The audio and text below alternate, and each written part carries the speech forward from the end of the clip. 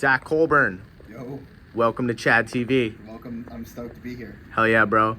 Where are we at right now? We are in Rio De Janeiro, Brazil. Never in my life thought I'd be here, but here we are. We got a view of the favelas right over here, 15 minutes from the beach. We just watched Carnival. Josh just left. This has been a weekend to remember, something that you can cross off your bucket list. Yeah. Yeah.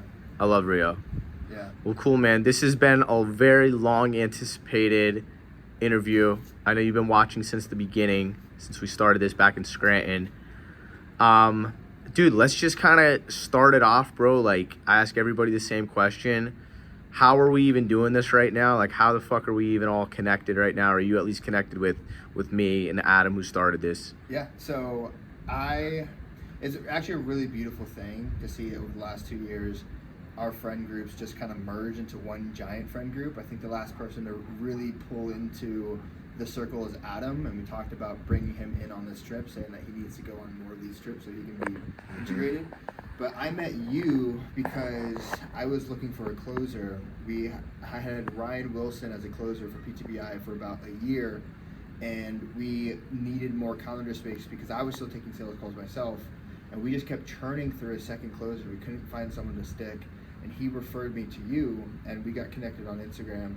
And I think you witnessed firsthand what my hiring process was today. Like, if you can do the job, I'll fucking hire you. Yeah. And if you suck, then I'll fire you. But I'm not really worried about I'm not really worried about taking anyone through that kind of extensive interview process. So we had one phone call. I said, "Can you close?" You said, "Yeah." I'm like, "Cool, you got the job," and brought you on. You started closing right away, and then you just got more involved, and then you got more involved, and then you got more involved, and now you're like pretty integral part of the PTBI culture and the PTBI community. Like, not only are you bringing people into the program, but you're also helping develop the students as well.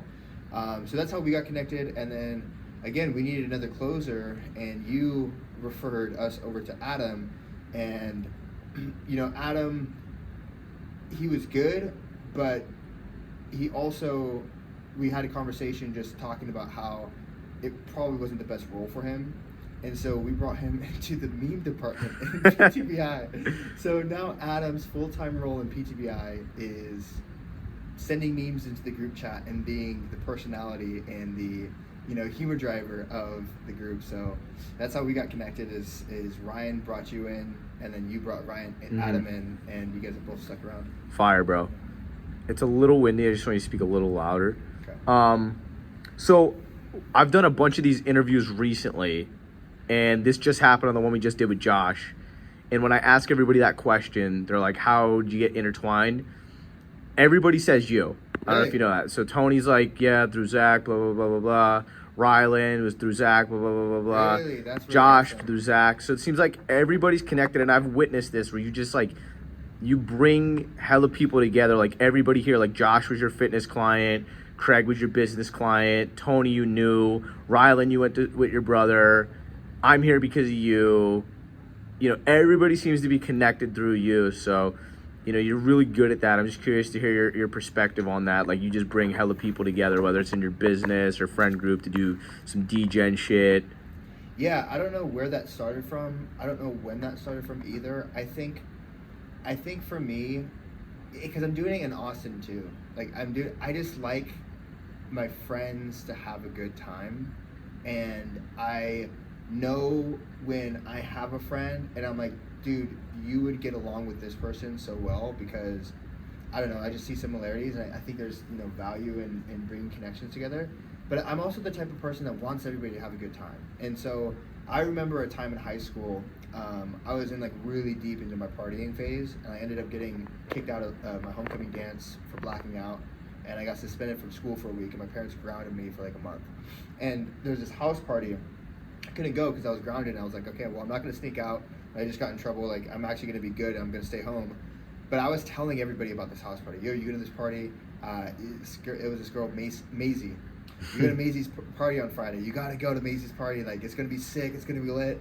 And I kept telling everybody for a week, and finally this girl was like, are you going? And I'm like, no, I'm not going. And she's like, why are you telling everybody to go to Maisie's party and you're not even going? And I'm like, that's a great point. I actually have no idea why I'm telling everybody to go to Maisie's party, and I'm not even going myself. And I think that was like the first time I realized like, oh, I actually just want everybody to have a good time, and I know that if I can get people together, it's gonna be a good time. That's sick, bro. That's a funny story. So we're here in Rio, man. You said earlier, Rio might be top of the list for places you've been, dude. What do you like about Rio? The thing I like about Rio, number one, is beautiful. Number two, the scenery around here is like nothing you'll ever get. It's mountains, it's beach, and it's city, literally all in one frame. You can see a city skyline with mountains on the water. You'll never see that anywhere else. The people here are super nice. The women are beautiful. All the guys are in shape. At least in the areas that we are, it's super cheap. We've been having steak dinners every night, and it's $30 a person. We literally just got the most amazing dinner at a super high-end restaurant. Everyone is dressed up. In Miami, this bill would be $400 to $600, split between the four of us. And here it was $180, and I think we each split $40 each. So you just don't get that. And also too, like, the nightlife culture here is unmatched. It's unlike anything you've ever seen in the United States. Actually, it's unlike any place I've been to ever. It really is that different. I will say Mexico City had better dancing music, and it had better like social opportunity, but here is still really cool. And yeah, it just makes you realize when you come to South America how lame the United States is. And I don't feel that when I go to Europe. When I went to Europe, I'm like, I kind of miss the U.S. Or when I went to Australia, it was kind of like offshoots of the U.S. But when you come here, you're like, damn, everyone back home is fucking lame. Yeah. Like, I don't want to go back there. So yeah, it's cool. And I think that if you're a dude in your 20s, and we were talking about this earlier, South America pretty much solves the two biggest problems that men have in their life is not having enough money and not having enough attention from women. When you come down here, all of a sudden you 6x your income because everything's so cheap, and all of the women think you're a rock star because you're a foreigner. So it gives you a feeling that you literally can never get in the United States. Fire, bro. So I want to take this conversation towards entrepreneurship a little bit. So, how old are you right now? I'm 28. You're gonna be 29 next month. Yeah. So out of everybody in the friend group, you actually like have, your shit together. Probably first out of everybody, where you're married, you're a wealthy man, and you're in really good shape. And did you plan to have all of this done by then? Like, it kind of came together. You're the first one out of everybody in the friend group. We have a big friend group. I think a lot of people respect that, and it's pretty cool to see a guy have all that shit together at the same time. I'm just curious to hear like your own opinion of yourself and on these things as well. Yeah, I think and your advice as well, because this is what everybody else is going for. Yeah. If you were to take me back to the beginning and you were to ask me what I want, by the time I was 30, I would have said exactly what I have now. Would I have actually believed that it was possible? No. Because the way that it came about was that it was nothing for so long, and then it all happened so quickly, and then I woke up and I'm almost 30 years old, and I'm like, holy shit, like, on paper I check every single box. And fulfillment wise, I actually am more fulfilled than you would think. I think a lot of people, at 30, they still want more and more and more and more. For me, I'd like a couple more watches, but other than that, I'm pretty set. I would like to have some kids and a few more M's in the bank, but I know it's gonna happen. It's only a matter of time. But really, what happened about the marriage thing is, I come here to Rio and I'm like, sure, it would be fun to be single, but I don't miss it. Because when I met Megan, I knew immediately that I had to give up the single life, because I would never find another girl like Megan ever again in my life. If I had lost the opportunity to, get with Megan long term, I would never find anyone as cool and with as many common interests, and our personalities just mesh and our relationship is so perfect. I just knew, I was like, she's the one, and I'm willing to make that sacrifice for the rest of my life, because I know what it's like to be single. I know what it's like to have hookups. I know what it's like, to date multiple women at once. But so I know what it's like, and I know it's not as fulfilling as finding someone like Megan. So made that decision, and that happened around when I was 24, 25 years old.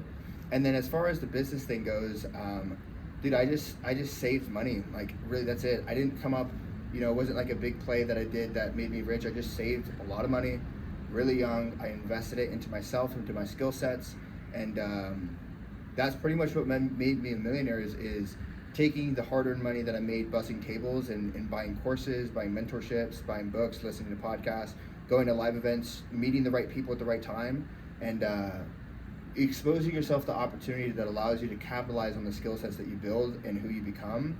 And one day you just wake up and you're like, oh shit, like this is where we're at. Like, it's pretty cool. When did you feel like shit started? I know you said it was like nothing, and now you wake up and you have all of it. But like, when did you first feel like you finally like struck a chord, I guess, with just life in general? Yeah, I would say it's probably end of 2022, early 2023. I would say a few months after Anthony got brought on, because when I started running the business, it was like 10K a month and 15K a month and 20K a month and 30K a month.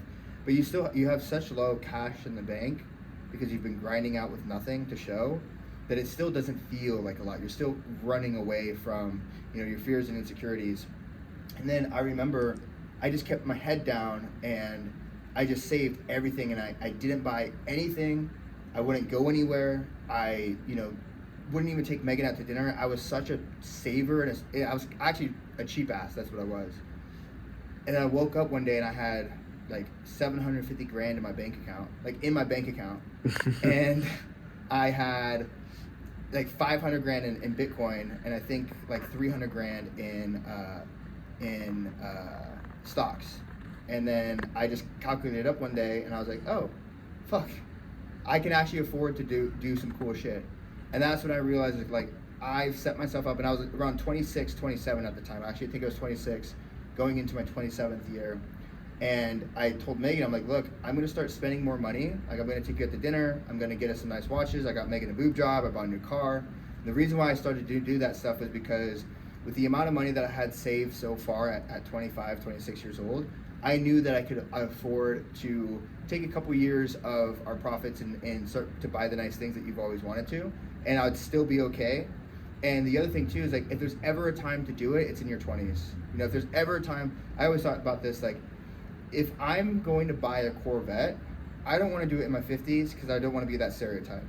I want to be the dude in my 20s driving that black Corvette, and hopefully by the time I'm 50s, I'm driving a Rolls Royce, right? So I knew, I'm like, all right, even though it's scary and uncomfortable to start spending my money, I'm going to do it because now is the time, and I want to be that guy. And I also know that I've set myself up to where when I'm 65, I'll still be okay. Fire, bro. A lot of game in there. So, sweet, dude. So, where I want to go with this now is, I guess, a little bit more towards like the friend group and stuff like that. What's your favorite memory over the last couple of years? Dude, we've had so many good ones. One really good memory from our Philippines trip was that, I had proposed to Megan, and I invited as many friends who could afford to come, and, we had the Jersey boys literally fly in with a United Pass and end up in El Nido to watch Megan and I's proposal. And Megan didn't know them that well either. They were like my friends of a distant life that she maybe met them like one time in passing at like a party one time, and I told her stories of them, but she didn't really get to know them until that trip. And so that was really cool to have them there. Sumner and Sarah were there, and that meant a lot. Tony and my friend Nick Jensen was there. Another great trip was when we went to Colombia. We had a pretty big group. It was my first time meeting Ryan Voyak. It was Anthony's first time meeting a lot of the guys in my circle on a close, intimate level. And we had gone up to one of the barrios called Community Trece, and we were having a really great tour with a tour guide going through like a local neighborhood, and it started pouring on us like really hard. And we all took shelter in just this like random door that ended up being like this bar that it was kind of like a rooftop turned into a bar. It had a barrier, but no like windows or walls or anything, but like a tin roof. to where we can be underneath but still kind of be outside and see the view of Medellin. And so they were playing DJ music, blasting. We were getting really cheap beers, and we were just dancing under the rain, and that was an absolute blast. Probably one of my favorite memories I've ever had on a trip. And then this trip was pretty fun. Going to watch the parade, the carnival parade, was something that I'll never forget. Something I used to see as a kid. My mom always used to talk about it, and it's really cool and fulfilling. And I talked about this with my friends that, my parents. My mom always says that her number one place that she's always wanted to go to is Boston, USA, and it's just cool because I'm able to go to places that she never even thought was possible. She'll probably never get to go to Rio, Brazil, or see any places like this. So I'm just extremely grateful that I have a life to where I can literally just text my friends, and my friends can text me and like, yo, we're going to Rio this weekend, you want to come? I can say yes or no, and we can just make it happen. And don't even need to worry about how to make it happen. It's literally just a yes or no decision. If I don't want to go, I won't go. If I want to go, I'll make it happen. It's something to be really grateful for. It's crazy, bro. Fire. If you could eat dinner with 3 people dead or alive, who would it be? Why? I would say, honestly, Arnold Schwarzenegger's a big one. I just really admired his work ethic and his come-up story. And I also think it's very impressive to not just be successful in bodybuilding, but to have 3 successful careers in acting and in politics. He's pivoted 3 times. And I think, it's one thing to be successful and get rich and retire and do one thing and be good at one thing. But it's a completely different skill set for you to be successful in multiple different areas and be known as successful in those 3 areas. And so it's like, you can do it again and again and again. It's like, that's impressive. The second person I have dinner with is G-Eazy. I love G-Eazy. I get a lot of inspiration from G-Eazy. His music has helped me through a lot of dark times. Still listen to his music today. Really big fan, so I would love to have dinner with him. And then the last person is probably either my wife or my mom. Yeah, just because I love Megan and I love my mom. Those are probably my 2 favorite people in the world. So Sweet. Yeah, one of the 2. Hell yeah, bro. What do you feel like is the most misunderstood thing about yourself by other people? I think that people, and this is my assumption of what I think people might think of me, so I don't really know what people actually think of me outside, but I think people, when they look at me online, they think I'm this polished, successful, like optimized, like disciplined type person, and I'm not. I am disciplined in certain areas, very undisciplined in certain areas. I am not a type A kind of guy. I'm not the kind of guy to do anything like anytime. I know, like Sumner, for example, he will, if you put me and Sumner in a room together and say, what do you want to do today? He's like, I'm going to climb the top of that mountain. I say, I am not going to do that. I'm going to chill here. I'm going to do it. So I'm not as adventurous and biohacked as people might think. I'm actually the opposite. I've just happened to learn a skill set that is highly valuable, and I've learned how to monetize that skill set to where I can relax in a lot of different areas, and I just got really good at making money in one certain thing. I know a lot about that one certain thing, and I'm really good at it, and I'm not that great at pretty much anything else. There's a piece of content that I saw from you that came out pretty recently, and I think it's absolutely hysterical. You're giving a live speech in front of entrepreneurs, like how many people? Like 100 people. There's like 80 people, yeah. And you're like, I take 2 naps a day. Yeah. I will sit and watch 50 TikToks. I'll send them to my wife, and I'll text her. I'll be like, you watch them? She's like, no. I'll be like, all right, let's watch them together. Yeah. And like it was like a list of some other things, and I thought it was absolutely hysterical. You're like up on stage telling people, because like me, I know it's all facts, yeah, and like they probably think it's like an exaggeration. I drink 12 Diet Cokes a day. I'll read Harry Potter for like an hour or 2 hours a day. I'll literally be on Chrono 24 looking at watches 1,000 times a day. 1,000 times a day. I'll literally have it pulled up while I'm like texting my team. I will doom scroll on TikTok for hours a day. Could I be making more money? Yeah, I could probably if I worked harder. But the truth is, you don't need to work that hard to make good money. You just need to work smarter. Yeah. It's funny. I just always like everybody would think that's an exaggeration. It's just not. it's No. funny when you're close enough to know you that it's all facts. Cool. We're coming up on 20 minutes here. I only have like another question or two left just to kind of wrap it up. Yeah. Where are you at right now? Like, what do you like, what, you don't have to share your life vision. Same thing I told Josh, but like, what are you working towards right now? Like one thing you want to share? Yeah. I mean, I would say, it's really interesting is people always say, it's always the people who aren't in good marriages that will say this too, I've noticed, is people will be like, oh, once you get married, it's the same. If you've been living with each other, it's exactly the same. Nothing changes. And everyone who's single, it's like, what's the point of marriage? It's like, nothing changes. You're still like living together. Like, I say that's not true. After me and Megan got married, my level of contentment and happiness overall has increased probably by like 50%. That's crazy. That's a lot. Yeah, I am very happily married. Yeah, like in ways that I never even expected. Immediately after we got married, my cousins would walk up to Megan and say, thank you for the family. It's one thing for my brother and my sister and be like, hey, welcome to the family. But for my cousins and my grandparents to go up to Megan and be like, welcome to the family, we're so happy to have you. That hit on a level that I never thought possible. And just being able to say, like, my wife, like, I know that no matter what happens in life, I have a home base. I'm safe and secure. I have a friend. If I have a super rough day at work, I know that me and Megan can unplug together, watch a TV show, and she'll be there to support me. I can do the same for her, and it's just my level of gratitude and satisfaction and just overall contentment and happiness in life has just increased dramatically after getting married. We also just moved to Austin, Texas, so we just got a yard for Soz, and he's extremely happy, and that makes us happy. So we are really enjoying life. So we are in a place in which we are taking life kind of slow. We're stacking some more cash in the bank for the next couple of years. We still go back and forth on whether or not we want to have kids, and I think we are going to have kids, but she wants to compete in bodybuilding, give it a good 1 to 2 year shot, and then we'll maybe try to start having kids, and that gives me time from now until then to save up as much money as possible, so that way when those kids come out, I can focus more on them than trying to make money and trying to support the family.